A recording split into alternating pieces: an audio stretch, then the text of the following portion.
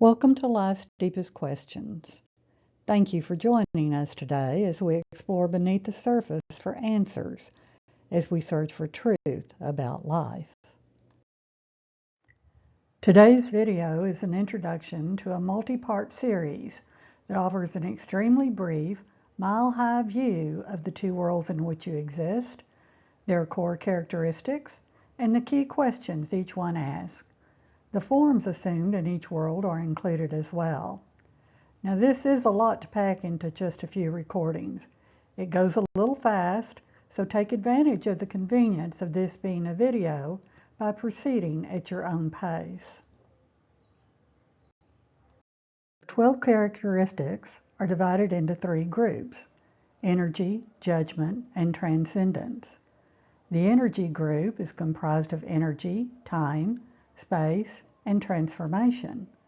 And the judgment group are judgment, responsibility, suffering, and meaning.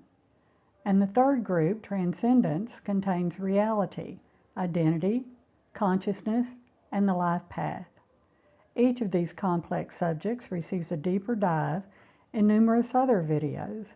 The intent of this series is to propose one way of showing how various pieces of the life puzzle are interrelated, to give you a glimpse of the big picture and how you might experience it. It is quicker and easier to compare this information and see how everything relates by arranging the two worlds, the characteristics, and their forms into a matrix format. The column on the far left contains the 12 characteristics that will be compared in this video. The second column contains the forms each of these take in the spiritual world, and the third column contains the forms for the physical world.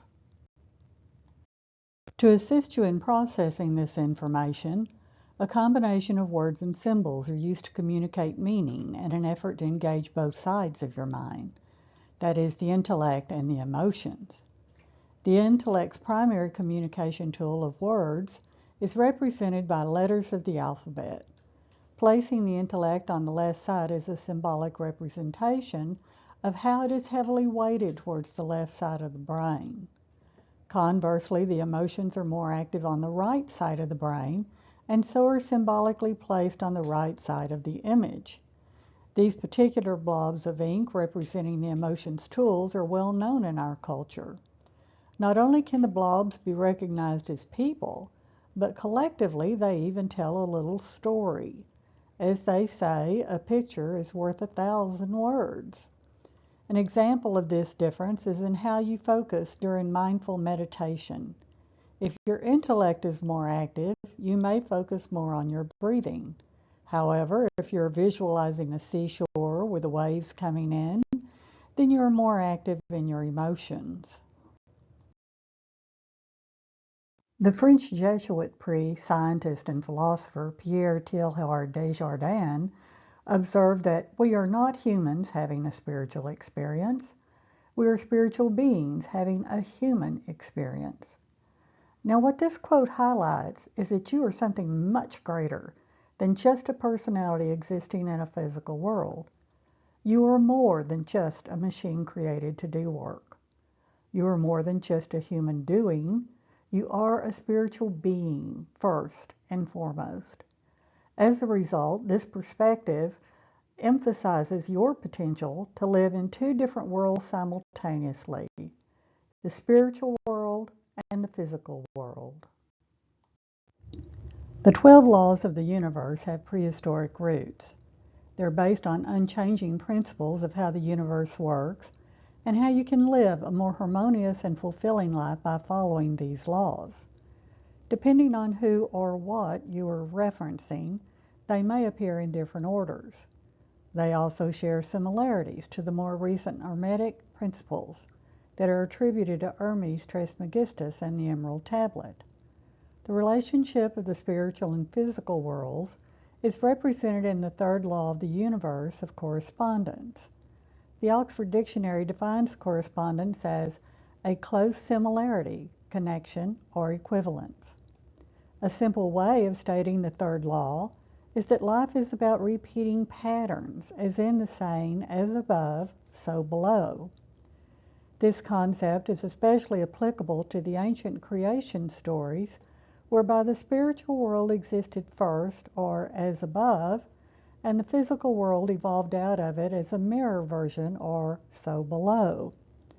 This mirroring quality offers a method frequently used not only by the ancients but also in today's sciences. By hypothesizing in reverse, or going back through the mirror, the physical world is used as a way to indirectly observe and possibly gain more insight into the spiritual world. The spiritual world is referred to as existing inside you. The symbol of the circle representing this world has its roots in antiquity. The ancients perceived the circle as having neither a beginning nor an end. Today, circles symbolize wholeness, unity, infinity, and eternity. The circular form is considered one of the oldest known symbols. It is contained in Greek, Norse, Egyptian, and Aztec mythologies. An example of this is the Ouroboros. In this imagery, the circle is formed by the head of a snake eating its own tail. This symbol represents rebirth, regeneration, completion, and eternity. The ancient Greek mathematician and philosopher Pythagoras referred to a circle with a dot at its center as a monad. This means a single unit or alone. He saw the circle as representing the divine, a supreme being, or the totality of all things. Plotinus, the Platonist philosopher from Egypt during the Roman period, used the circle to represent the One.